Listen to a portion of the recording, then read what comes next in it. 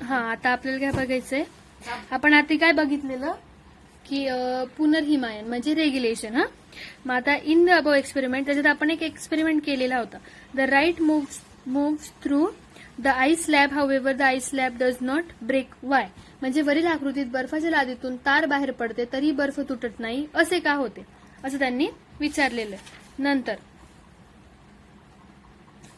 Is there any relationship of latent heat with the regulation, म्हणजे अप्रकट उष्माचा पुनर्हिमायनाशी काही संबंध आहे का. You know that way as we go higher than sea level the boiling point of water decreases. What will be effect on the melting point of solid, म्हणजे समुद्र सपाटीपासून उंच ठिकाणी गेल्यास पाण्याचा उत्कलनांक कमी होतो, हे तुम्हाला माहिती. या स्थितीत पदार्थांचा द्रवणांकात काय बदल होईल, काय वाटतं तुम्हाला, तुम्ही लिहायचंय. We feel that some objects are cold and some are hot. Is feeling related in some way to our body temperature. पदार्थ थंड आहे की उष्ण आहे या संवेदनाचा आपल्या शरीर तापमानाशी काय संबंध आहे.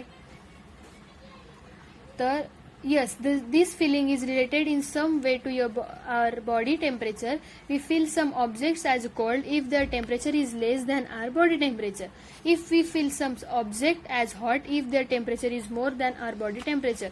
जर एखादं ऑब्जेक्ट थंड असेल आणि आपलं थंड असल्यावरती त्याचं टेम्परेचर आपल्या बॉडीच्या टेम्परेचरपेक्षा कमी असेल तर ते थंडच वाटेल, आणि जर एखादं गरम असेल तर ते आपल्या बॉडीच्या टेम्परेचरपेक्षा गरम असेल तर ते आपल्याला त्याचं टेम्परेचर जास्त असेल तर ते आपल्याला गरमच वाटेल. आलं लक्षात.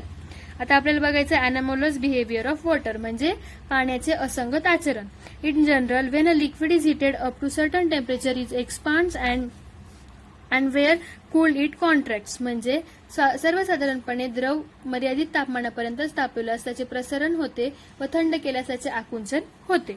Water however shows a special and exceptional behaviour, म्हणजे परंतु पाणी वैशिष्ट्यपूर्ण आणि अपवादात्मक आचरण दाखवते, एक्सेप्शनल येते. If we heat water from 0 degree Celsius up to 4 degree Celsius, it contracts instead of expanding. म्हणजे जर आपण त्याला 0 अंशाच्या तापमानाचे पाणी तापविले असता तर 4 अंश डिग्री सेल्सिअस तापमान होईपर्यंत त्याचे प्रसरणाऐवजी आकुंचन होते. आलं लक्षात. नंतर ते काय होतं, कॉन्ट्रॅक्ट होतं. At 4 degree Celsius it volume minimum, म्हणजे ड्यू टू कॉन्ट्रॅक्शन, म्हणजे काय होतं रे, 4 डिग्री सेल्सिअसला पाण्याचे आकारमान सर्वात कमी होतं. आणि if the water is heated further it expand and its volume increases. The behaviour of water between the temperature from 0 degree Celsius to 4 degree Celsius is called anomalous behaviour of water. म्हणजे 0 degree सेल्सिअसला पाण्याचे आकारमान काय होईल, सर्वात कमी होईल, आणि 0 degree सेल्सिअसच्या पुढे तापमान वाढविल्यानंतर पाण्याचे आकारमान हे काय होईल, वाढत जाईल. म्हणजे 0 डिग्री सेल्सिअस ते 4 डिग्री सेल्सिअस या तापमानाला असणाऱ्या पाण्याच्या आचरणास पाण्याचे असंगत आचरण असे म्हणतात. समजलं. If 1 kg of water is heated from 0 degree Celsius and its volume is plotted as a function of temperature, we get graph shown in figure 5.4. At 4 degree Celsius, the volume of water is minimum. It means the density of water is maximum at 4 degree Celsius. म्हणजे 1 kg वस्तुमानाच्या पाण्यास 0 अंश Celsius पासून उष्णता देत असताना व आकारमान यांच्या नोंदी घेऊन त्यांचा आलेख काढल्यास आकृती 5.4 मध्ये दाखविल्याप्रमाणे तो वक्र असेल. या वक्र आलेखावरून स्पष्ट होते की 0 डिग्री सेल्सिअस पासून 4 डिग्री सेल्सिअस पर्यंत पाण्याचे तापमान वाढविल्यास त्याचे आकारमान वाढण्याऐवजी कमी होते, आणि 4 डिग्री सेल्सिअसला पाण्याचे आकारमान सर्वात कमी असते. म्हणजे पाण्याची घनता काय असते, 4 डिग्री सेल्सिअसला सर्वात जास्त असते. लक्षात. हे बघा इथे दाखवलेलंच आहे वक्र आकार. याला काय असते, सर्वात कमी असते घनता, जास्त असते, आणि पाण्याचे आकारमान हे काय असतं, सर्वात कमी असतं इथे. मग study of anomalous behaviour of water using Hope's apparatus, म्हणजे होपच्या उपकरणाच्या सहाय्याने पाण्याच्या असंगत आचरणाचा अभ्यास करणे, आपण तो करू. The anomalous behaviour of water can be studied at Hope's apparatus. In Hope's apparatus a flat bowl is attach to a cylindrical container as shown in figure 5.5. 5.5 मध्ये दाखवलेले तुम्हाला ते कसं अटॅच झालेलं आहे. पाण्याच्या असंगत आचरणाचा अभ्यास होपच्या उपकरणाच्या साहाय्याने करता येतो. होपच्या उपकरणात धातूच्या उभट नळकांड्यास मध्यभागी एक पसरट गोलाकार भांडे जोडलेले असते. ठीक आहे. There is provision to attach thermometers above to measure temperature T2 and below to measure temperature T1. The flat bowl on the cylindrical container. म्हणजे या उपकरणात धातूच्या उभट नळकांड्यास पसरट भांड्यावर T2 आणि खाली T1 तापमापी जोडण्याची सुविधा असते. म्हणजे वरती हे पाहिजे T2 आणि खाली T1 असं जॉईन केलेलं आहे त्यांनी. Water is filled in the cylindrical container and a mixture of ice and a salt is put in a flat bowl. म्हणजे भांड्यात बर्फ व मीठ यांचे गोठण मिश्रण भरतात. उबड नळकांड्यात पाणी भरले जाते आणि पसरट भांड्यात बर्फ व मीठ यांचे गोठण मिश्रण भरतात.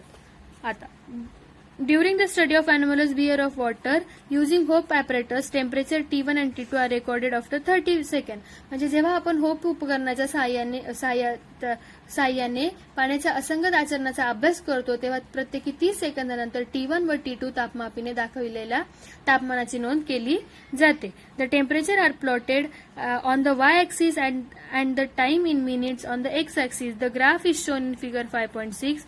The graph shows the initial both temperature T1 and T2 are identical. म्हणजे तापमान y अक्षावर आणि वेळ x अक्षावर घेऊन आलेख काढतात. ठीक आहे. मग आकृती 5.6 मध्ये आलेखावरून स्पष्ट होते की प्रारंभी दोन्ही तापमापी समान तापमान दाखवतात. However, as time passes, temperature T1 of water in the lower part of the cylinder decreases fast, while temperature T2 of water in the upper part of a cylinder decreases comparatively slowly. म्हणजे नळकांड्यांच्या खालच्या भागातील पाण्याचे तापमान T1 जलद गतीने कमी होते तर वरच्या भागातील पाण्याचे तापमान T2 तुलनेने हळूहळू कमी होते. However, once temperature T1 of the lower part reaches 4 degrees Celsius, it remains almost stable at the temperature. म्हणजे नळकांड्याच्या खालच्या भागातील पाण्याचे तापमान T1 हे 0 अंश सेल्सिअस पर्यंत पोहोचताच ते काही काळ जवळजवळ स्थिर राहते आणि T2 decreases slowly 4 degree Celsius आणि T2 तापमान काय होतं ते हळूहळू थोडं कमी होतं. मग thereafter since T2 start changing rapidly it record 0 degree Celsius first and after that the lower thermometer T1 record 0 degree Celsius temperature. The point of intersection of the two curves shows the temperature of maximum density. म्हणजे वरची तापमापी T2 प्रथम 0 degree सेल्सिअसला तापमानाची नोंद करते आणि त्यानंतर खालची तापमापी T1 0 अंश डिग्री सेल्सिअसला तापमानाची नोंद करते. मग आलेखावरील दोन्ही वक्रांचा छेदनबिंदू कमाल घनतेचे तापमान दर्शवतो. हे बघा इथे T1 आणि T2 हे दाखवले त्यांनी हे आलेख.